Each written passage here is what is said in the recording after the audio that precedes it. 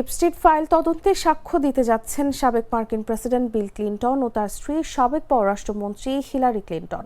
যুক্তরাষ্ট্রের প্রতিনিধি পরিষদের হাউস কমিটির চলমান তদন্তে তারা অংশ নেবেন বলে নিশ্চিত করেছেন বিল ক্লিনটনের এক মুখপাত্র। বিল ক্লিনটনের মুখপাত্র অ্যাঞ্জেল উরেনাজ সামাজিক মাধ্যমে দেয়া এক পোস্টে জানান, ক্লিনটন দম্পতি আইন প্রণেতাদের সামনে উপস্থিত থাকতে প্রস্তুত।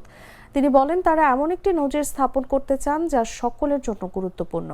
এর আগে অবশ্যই দম্পতি কংগ্রেসের সামনে হাজির হতে অস্বীকৃতি জানিয়েছিলেন। হাউস রুলস কমিটি 2019 সালে পুলিশের হেফাজতে মারা যাওয়া কুখ্যাত যৌন অপরাধী জেফ্রি এপস্টেইনের সঙ্গে তাদের যোগসূত্র ব্যাখ্যা করতে ব্যক্তিগতভাবে হাজির হওয়ার বিষয়ে অগ্রিম প্রস্তাবও দিয়েছিল।